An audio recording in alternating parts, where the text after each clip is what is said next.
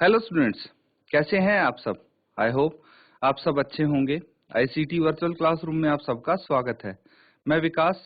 बच्चों क्लास 6 का मैथ्स कर रहे हैं आज हम। और आज बच्चों एक फ्रेश टॉपिक के बारे में आपको मैं बताऊंगा। थोड़ी ही डिटेल्स यहाँ पे आपको मिलने वाली हैं। तो फ्रेश टॉपिक जिसकी हम बात कर रहे हैं वो है बच्चों अलजेब्रा, ठीक है, यानी बीजगणित। तो इसके बारे में हम डिस्कशन करेंगे, जानेंगे भाई होता क्या है और मैथ्स में कौन से पार्ट्स आपने पढ़े हैं और ये कौन सा पार्ट्स है, इसमें क्या पढ़ेंगे, सारी चीज हम डिटेल में डिस्कस करने वाले हैं।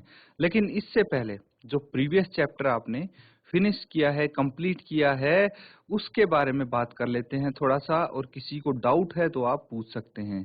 तो हमारा मेंसुरेशन कंप्लीट हुआ है, यानी क्षेत्रमिति, और उसमें अलग अलग फिगर्स का हमने पेरीमीटर निकालना सीखा, एरिया निकालना सीखा। पेरीमीटर यानी परिमाप, एरिया यानी क्षेत्रफल, ये निकालने हमने सीखे हैं। तो अलग अलग टाइप के क्वेश्चंस आपको दिए गए थे, घुमा फिरा के क्वेश्चन दिए गए थे, लेकिन अगर ध्यान से समझें तो सॉल्यूशन उनके वैसे ही होने हैं। तो बच्चों किसी को डाउट है स्टार्टिंग में आप पूछ लीजिए, अदरवाइज हम इस चैप्टर को आगे कंटिन्यू करते हैं। तो चलते हैं स्मार्ट बोर्ड पे। तो बच्चों किसी का डाउट नहीं है, इसका मतलब बहुत अच्छे से आपको वो चैप्टर समझ में आ गया है। चलिए, वेरी गुड। अब देखिए, अलजेब्रा हम करेंगे, यानी बीजगणित इसको बोलते हैं। और ये चैप्टर करने से पहले कुछ चीजें हम सीख लेते हैं कि अभी तक हमने मैथ्स में क्या पढ़ा है। ठीक है, अभी तक मैथ्स में क्या क्या हमने पढ़ा है। तो एक तो हमने अर्थमेटिक पढ़ा है। क्या पढ़ा है? जब मैं इनके बारे में बताऊंगा तो आप समझ पाएंगे कि क्या क्या होते हैं ये चीजें।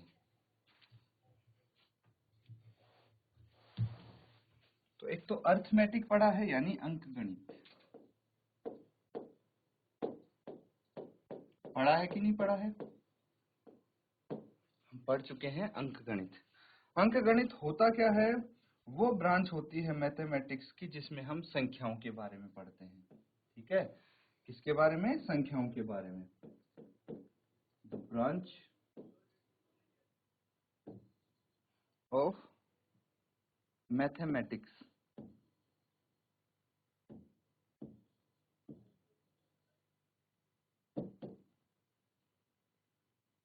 the branch of mathematics in which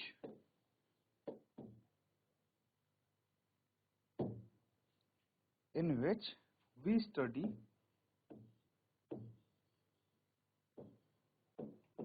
studied numbers, संख्याओं के बारे में जिस ब्रांच में पढ़ा है वो हो जाता है अर्थमेटिक, यानी अंकगणित।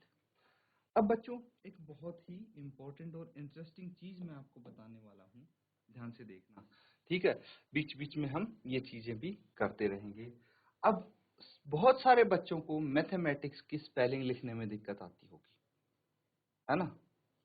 तो इसके लिए हमारे पास एक ट्रिक है। देखिए, सबसे पहले हम लिखेंगे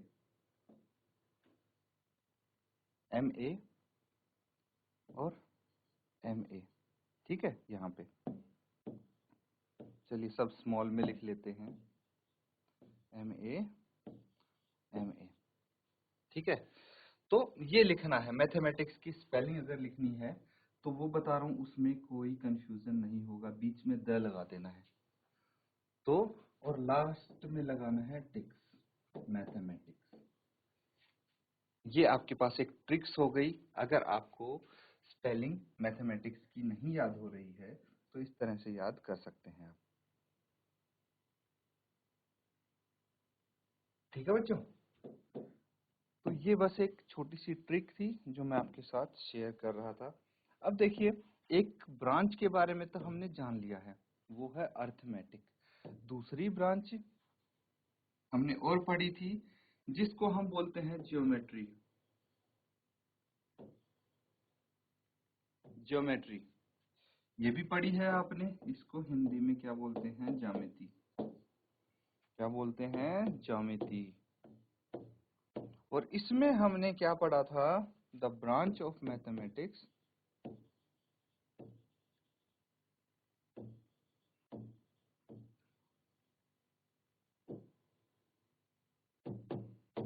branch of mathematics in which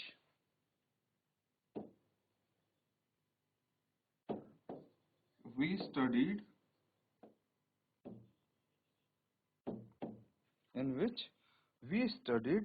shapes,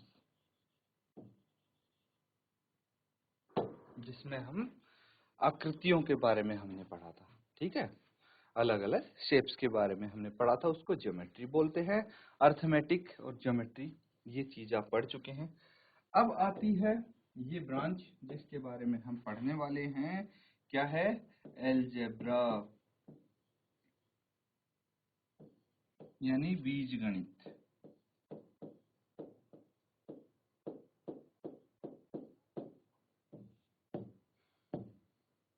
तो इसमें हम क्या पढ़ने वाले हैं वो चीज मैं बताऊंगा, पहले इनको नोट डाउन कर लो।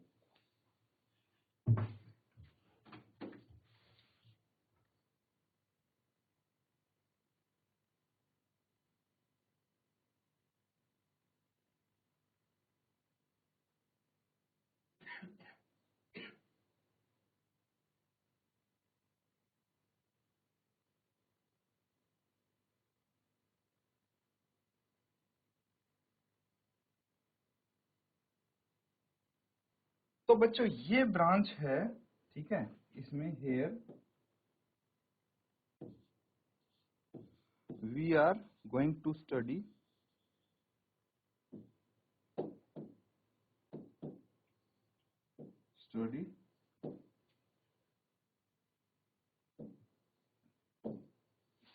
the use of letters। यहाँ पे अक्षरों का यूज करना हम सीखेंगे। ठीक है भाई, अंकों का हमने सीख लिया है, अलग अलग शेप्स के बारे में पढ़ लिया है। यहाँ पे हम लेटर्स का यूज सीखेंगे और उन लेटर्स की मदद से हम क्या कर सकते हैं भाई, जनरल फॉर्मूले बना सकते हैं हम। ठीक है, हम जनरल फॉर्मूले या फिर नियम बना सकते हैं। जनरल यानी व्यापक आप सूत्रों का निर्माण कर सकते हैं या फिर नियम बना सकते हैं। तो इसका ये यूज होगा। फिर धीरे धीरे हम आगे जाके और भी इसमें काफी सारी चीजें पढ़ेंगे, जैसे पजल्स वगैरह हो गए, वो कैसे सॉल्व करते हैं। एंड मोस्ट इम्पोर्टेंट, उसके बाद हम एल्जेब्रिक एक्सप्रेशंस की तरफ बढ़ेंगे। ठीक है, एल्जेब्रिक एक्सप्रेशंस क्या होता है ये सब चीज हम सीखेंगे, यानी बीजीय व्यंजक। तो धीरे धीरे जैसे आपकी क्लासेस एडवांस होंगी, इसके बारे में आप और पढ़ता जाएंगे। यहाँ पे बिल्कुल बेसिक चीज से हम स्टार्ट करेंगे और बिल्कुल थोड़े बहुत बेसिक कॉन्सेप्ट ही यहाँ पे करने वाले हैं हम। ठीक है बच्चों, तो इसको आपने नोट डाउन कर लेना अच्छे से, उसके बाद हम आगे करेंगे इस चैप्टर को।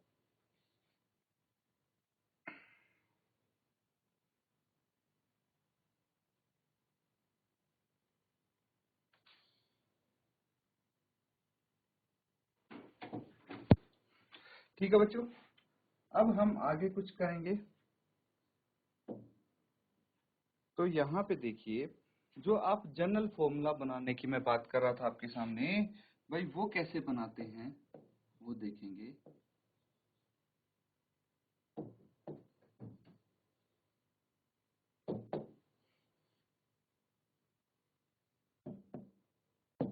मैथस्टिक पैटर्न्स के बारे में हम सीखेंगे। ठीक है, मैथस्टिक पैटर्न्स यानी माचिस की तीलियों से बने प्रतिरूप।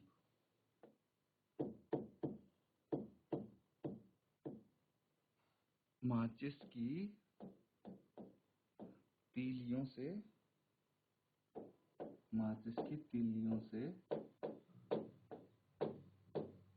बने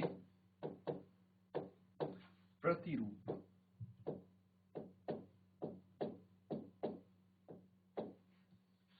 माचिस की तीलियों से बने प्रतिरूप।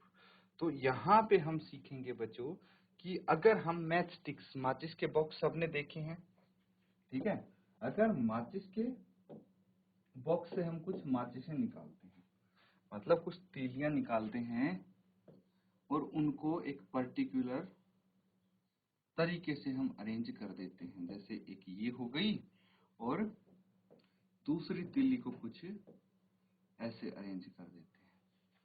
ठीक है, तो यहाँ पे कितनी तीलियां हुई? 2 तीलियां हुई। तो 2 माचिस की तीली से नंबर ऑफ मैच स्टिक्स कितनी होगी? यहाँ पे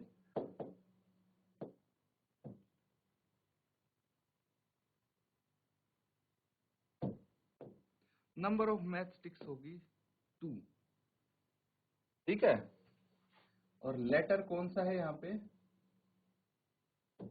लेटर है एल। हमें क्या मिला? एल मिला है लेटर। अब अगर मुझे 2 लेटर बनाने हैं एल, ठीक है, 2 एल बनाने हैं, तो उसके लिए कितनी मैच स्टिक्स का यूज करना पड़ेगा? एक ये हो गया, ठीक है, और एक और मुझे एल बनाना है, तो यहाँ पे 4 मैच स्टिक्स का यूज करना पड़ेगा। और कितने एल बने हैं?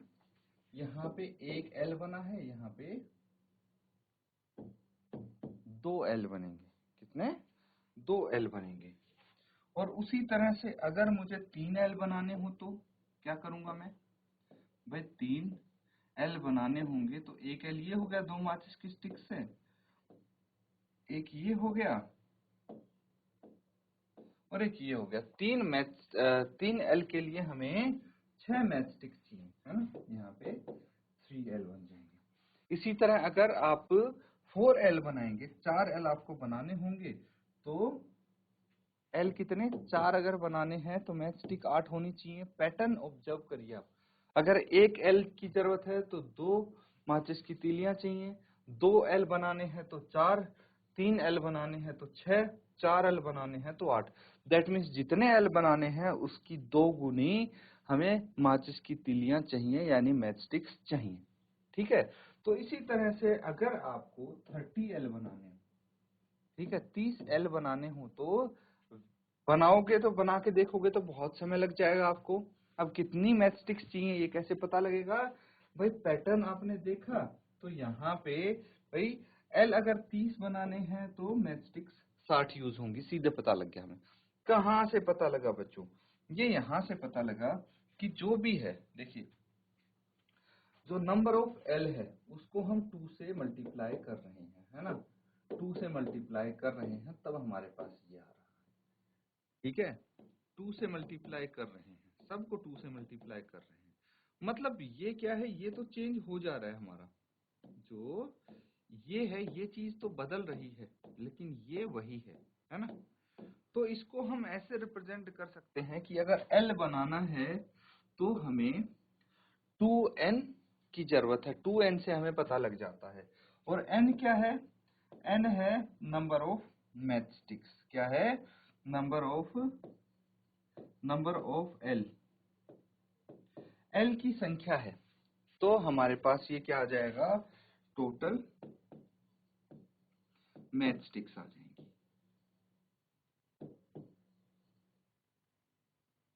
ठीक है, टोटल मैच स्टिक्स 2n आ जाएगा। और n क्या है? Number of L. जितने एल बनाने हैं वो n की जगह लिख दीजिए, और इस फॉर्मूले में अगर रखेंगे तो आपके पास टोटल मैच स्टिक्स आ जाएंगी। टोटल माचिस की तीलियां जो यूज हुई हैं वो आ जाएंगी। ठीक है बच्चों, तो इसको आप नोट डाउन कीजिए, इसको अच्छे से नोट डाउन कर लीजिए।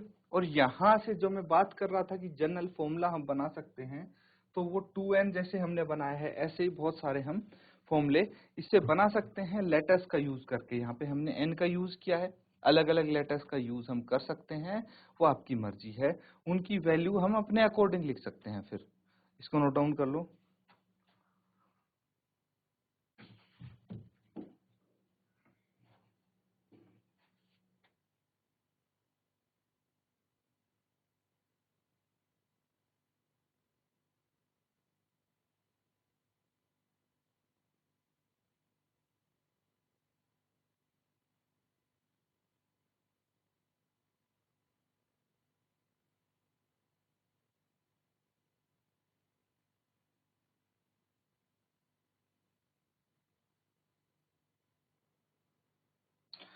ठीक है बच्चों, ये सब ने कर लिया है नोट डाउन।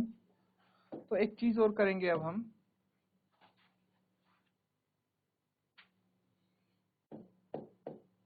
द आइडिया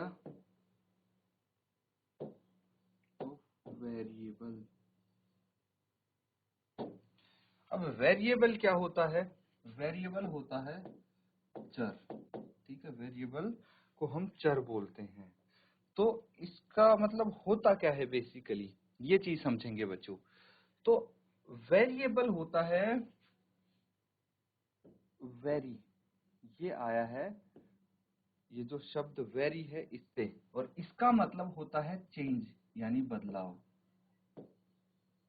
समझना।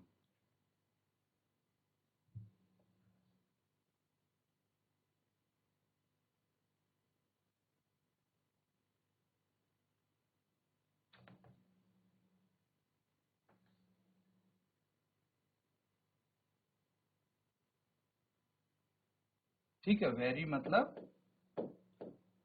विचर,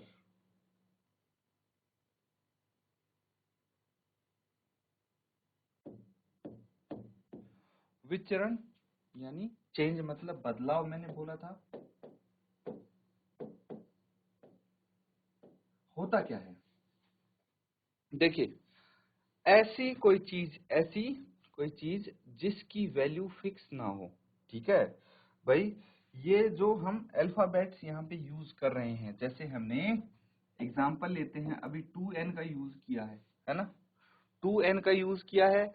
इससे हमें पता लगती है कि कितनी माचिस की तीलियां हम यूज कर सकते हैं एल बनाने में, है ना। एल बनाने में कितनी माचिस की तीलियां यूज कर सकते हैं, और जो n है वो होगा कि कितने एल बनाने हैं आपको। 50 एल भी बनाने हो सकते हैं, 70 एल भी बनाने हो सकते हैं, 75 भी। तो n की वैल्यू हम कभी भी कुछ भी रख सकते हैं, चेंज कर सकते हैं, है ना। तो इसका मतलब ये है कि इसकी एक तो वैल्यू इज नॉट फिक्स्ड, इसकी फिक्स वैल्यू नहीं है भाई। इसकी जो वैल्यू है, इसका मान है जो बदलता रहता है, क्लियर है। और दूसरी बात ये है, it can take any value, कोई भी वैल्यू ये ले सकता है, कोई भी वैल्यू हम इसमें रख सकते हैं, इसकी वैल्यू बदलती रहती है। तो अब समझना, जो n है, n चर या फिर वेरिएबल है, एक उदाहरण है जिसका मान स्थिर नहीं है यानी फिक्स्ड नहीं है। यह कोई भी मान ले सकता है, कोई भी मान मतलब कोई भी मान। n को हम 1 रख सकते हैं, 2 रख सकते हैं, 3, 4, 50, 65, 67, कुछ भी रख सकते हैं बच्चों, ठीक है। इसका मान फिक्स नहीं है। हमने आवश्यक तीलियों की संख्या के लिए चर n का प्रयोग करके नियम लिखा है 2n, है ना। तो यहाँ पे बस बिल्कुल बेसिक सी चीजें आपको बता रहे हैं, जो मैंने बताया वही चीज आपको समझनी है। ऐसा इसमें कुछ नहीं है कि इसके अलावा आपको कुछ समझना है, और इसमें मैं बेसिक सी चीज आपको बता रहा हूँ। क्वेश्चन भी इसी के आधार पे आएंगे, तो बहुत सिंपल से क्वेश्चन होंगे। अब किसी बच्चे को कोई डाउट हो, कोई प्रॉब्लम हो जो हमने यहाँ तक पढ़ा है, फटाफट आप पूछ सकते हैं बच्चों, हैंड रेस करके पूछ लीजिए, कोई दिक्कत नहीं है।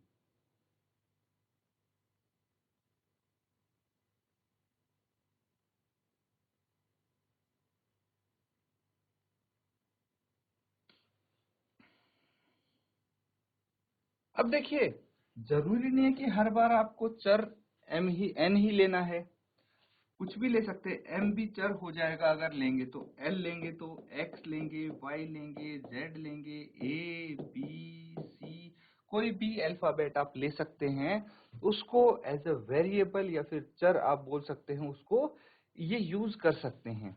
तो जरूरी नहीं है कि हमेशा n ही लेना है आपको एज अ वेरिएबल, ये चीज भी एक ध्यान रखनी है आपको। अब बच्चों कुछ और चीजें करेंगे हम। देखिए, फॉर एग्जांपल, हमने एल बनाना सीखा माचिस की तीलियों से, लेकिन जरूरी नहीं है ना कि हमेशा आपको एल ही बनाना हो। मान लीजिए इस बार मुझे सी बनाना है, तो मैं क्या करूंगा, माचिस की तीलियां लूंगा, लेकिन कितनी। देखिए, मुझे एक सी बनाने के लिए 3 माचिस की तीलियां चाहिए हैं, और वहीं पे अगर 2 सी बनाने होंगे तो 3 इसके लिए,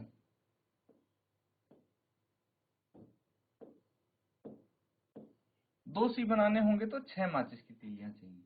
इसके लिए 3, इसके लिए 6, ठीक है, एक सी बनाना है तो दो सी बनाने हैं, अगर तीन सी बनाने हैं तो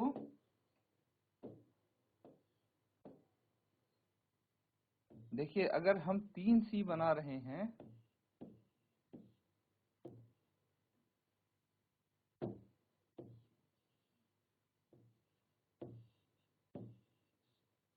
तो हमें कितनी चाहिए, 9 तीलियां चाहिए तीन सी के लिए। यहाँ पे हमारा फॉर्मूला अलग बनेगा भाई, ऐसे ही अगर 4 सी बनाने हैं तो 12 चाहिए, 5 सी बनाने हैं तो 15 चाहिए। मतलब हर कंडीशन में, हर एक स्टेप में हमारा क्या हो रहा है भाई, ये 3 से मल्टीप्लाई करना पड़ रहा है नंबर ऑफ सी। तो यहाँ पे 3n हम लिख सकते हैं, n क्या हो गया, नंबर ऑफ सी। तो जरूरी नहीं है कि हमेशा 2n से ही आप सारे लेटर्स निकाल सकते हैं भाई। यहाँ पे एक जो आपका अल्फाबेट बन रहा है उसमें 3 तीलियों का इस्तेमाल हो रहा है, 3 मैचस्टिक्स का यूज हो रहा है, इसीलिए ये फॉर्मूला बना। फॉर एग्जांपल f है, अब f बनाना है हमें, तो f के लिए हमें कितनी मैचस्टिक्स का यूज करना पड़ेगा ये देखते हैं।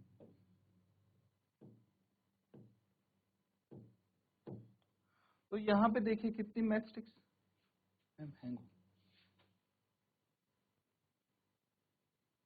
यहाँ पे कितनी मैचस्टिक्स आपकी यूज हुई है, 1 2 3 4, कितनी, 4 मैचस्टिक्स यूज हुई है।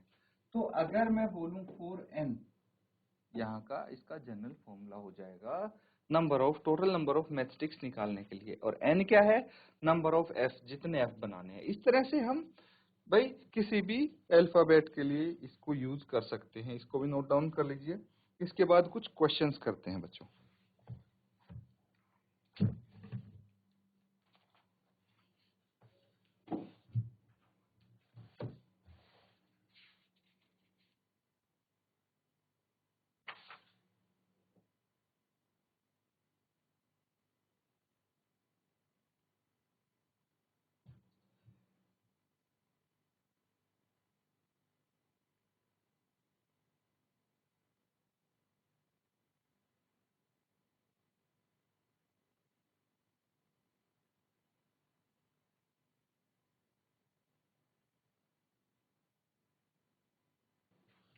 तो बच्चों सबने लिख लिया है, नोट डाउन कर लिया है, सबको समझ में आ गया है तो हैंड रेज कीजिए।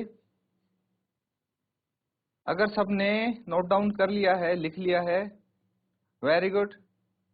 बस एक ही बच्चे ने किया नोट डाउन, जीआईसी बाग वाला। बाकी स्टूडेंट्स, चलिए वेरी गुड, ठीक है, हाथ नीचे कर लीजिए। अब देखिए बच्चों, यहाँ पे क्वेश्चन करने से पहले मैं आपको बता दूं कि जो चीजें अभी तक आपने यूज की हैं, है ना, जैसे वेरिएबल्स है या फिर यूजिंग नंबर ऑफ मैचस्टिक्स है, तो उन्हीं का यूज करके उन्हीं को एक बार आप रिमेम्बर करेंगे और ये क्वेश्चन इजीली हो जाएंगे। इसलिए मैं बोलता हूं कि अगर किसी को डाउट है जो अभी आपने सीखा है तो अभी भी पूछ लें, क्योंकि ये क्वेश्चन आप खुद करेंगे। अब क्या बोला है क्वेश्चन में, cadets are marching in a parade, there are 5 cadets in a row, what is the rule which gives the number of cadets given the number of rows, use n for the number of rows। तो बिल्कुल वैसा ही है जैसे total number of match sticks निकालते थे, यहाँ पे total number of cadets निकालने हैं। बस चीजें बस उस पे आके अटक गई हैं कि हम क्या कर रहे हैं, यहाँ पे हमने मैच स्टिक की जगह कैडेट्स की बात कर दी। तो चलिए इस क्वेश्चन को हिंदी में समझते हैं। किसी परेड में कैडेट मार्च कर रहे हैं, एक पंक्ति में 5 कैडेट हैं। यदि पंक्तियों की संख्या ज्ञात हो तो कैडेटों की संख्या प्राप्त करने के लिए क्या नियम बनाएंगे हम, और पंक्तियों की संख्या को आप n से डिनोट करेंगे। तो इसको नोट डाउन कीजिए, जल्दी से इसको सॉल्व करने की कोशिश करो।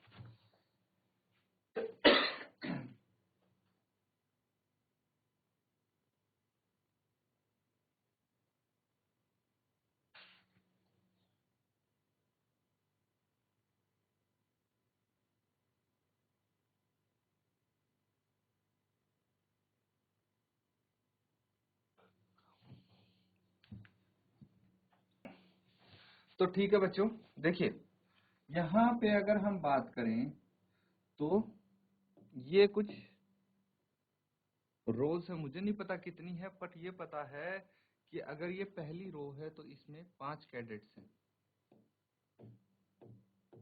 ये दूसरी रो है तो इसमें भी 5 कैडेट्स होंगे, क्योंकि यहाँ पे बोला गया है कि 5 कैडेट हैं एक रो में।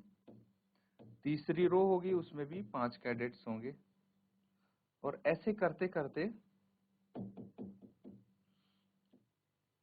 हमें नहीं पता कितनी रोज है, तो मान लेते हैं टोटल रोज n है ना।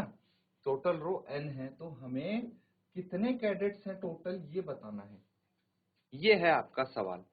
सिंपल लैंग्वेज में, सिंपल भाषा में अगर बोलें तो अगर किसी के पास आंसर आ गया हो, किसी को पता हो, तो जल्दी से हैंड रेज करके अपना उत्तर बता दीजिए। आप क्या होगा इसका उत्तर? देखिए जैसी बाग वाला, माइक लेके बताइए बेटा। बता सकते हैं आप माइक लेके अपना आंसर, बहुत सिंपल है।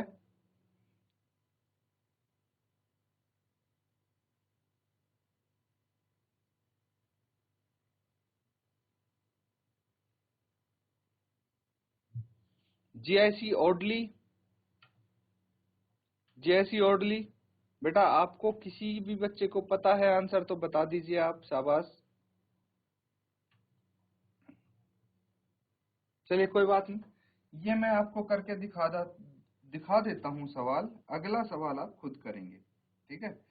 तो नंबर ऑफ रोज,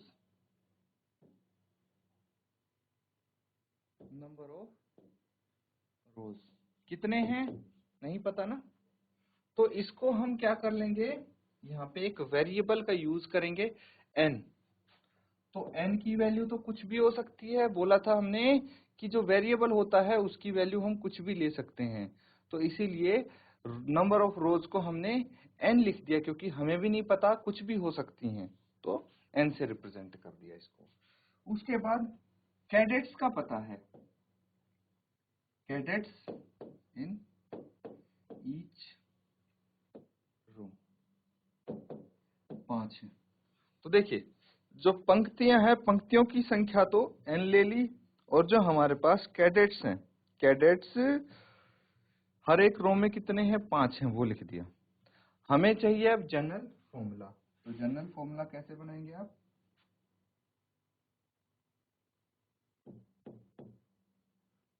देयरफॉर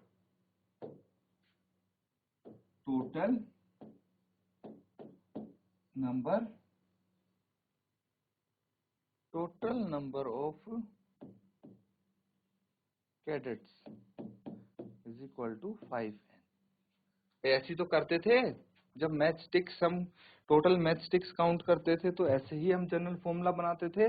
तो इस केस में भी सेम चीज यूज होगी, नोट डाउन कर लीजिए। और अगर किसी को डाउट है आप पूछ सकते हैं अभी।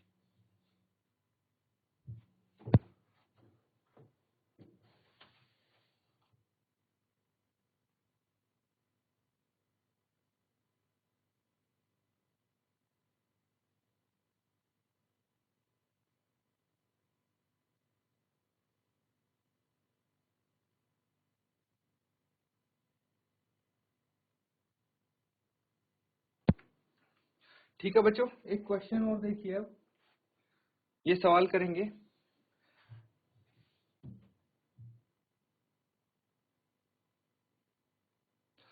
if there are 50 mangoes in a box, how will you write the total number of mangoes in terms of the number of boxes? use b for the number of boxes। बिल्कुल ditto वैसा ही question है जैसा पिछला था। 1 minute का समय, जल्दी से सॉल्व करके आंसर बता दीजिए। जिसका आंसर आ जाए हैंड रेज करेंगे।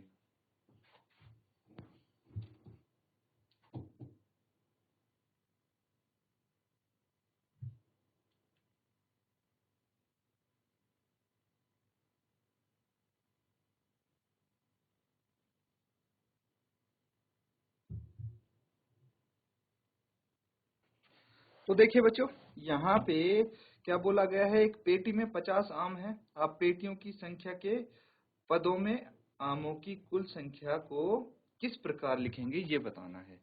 तो अगर किसी का आंसर आया है तो हैंड रेज कर दीजिए, मुझे पता लग जाएगा आपने सॉल्व कर लिया है। किसी भी बच्चे का आंसर आ गया है, जीआईसी बागवाला, जीआईसी ओडली, तो अगर किसी बच्चे का आंसर आया है शाबाश, तो हैंड रेज कीजिए। यहाँ पे भी जनरल फॉर्मूला ही तो बनाना था बच्चों। चलिए इसको फटाफट सॉल्व कर लेते हैं।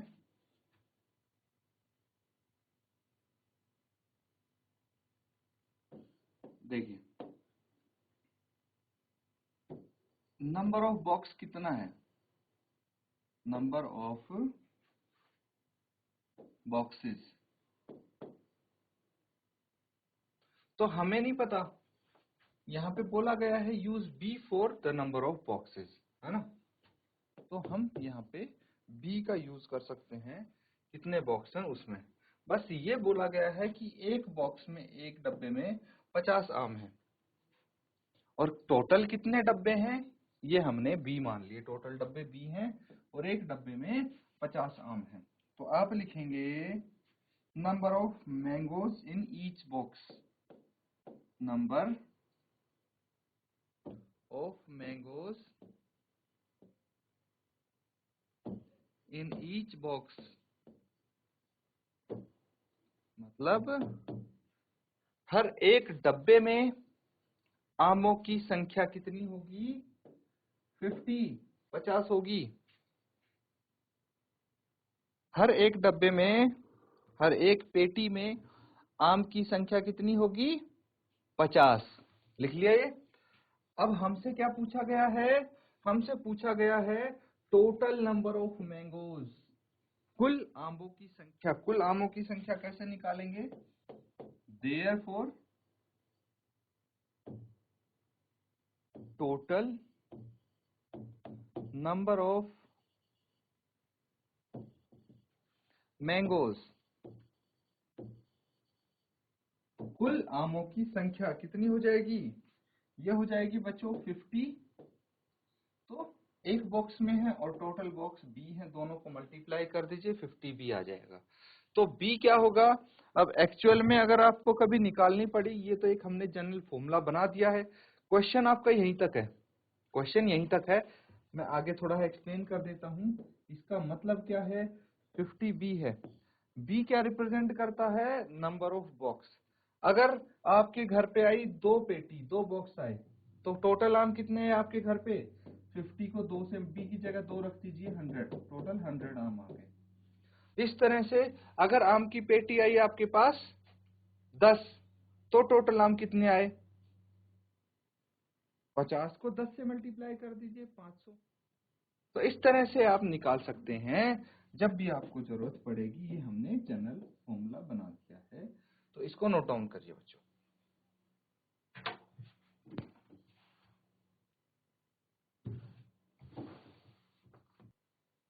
तो स्टूडेंट्स यहाँ पे हमने देखिए जो नया टॉपिक हमने स्टार्ट किया है, उसमें कुछ चीजें हमने सीखी। क्या क्या, जैसे वेरिएबल्स क्या होते हैं उसके बारे में हमने स्टडी की है, और हम इनका अलजेब्रा का यूज करके जनरल फॉर्मूले कैसे बना सकते हैं अलजेब्रा में, इसमें लेटर्स का यूज करते हैं, और जो क्वेश्चंस हैं उनमें ये चीजें कैसे अप्लाई होंगी। तो अब क्या करना है, आपको रिवाइज करना है घर पे, और ये क्वेश्चंस आपको दोबारा सॉल्व करके देखने हैं। इसी के साथ आज का सेशन यहाँ पे हम एंड करेंगे। Thank you and have a nice day.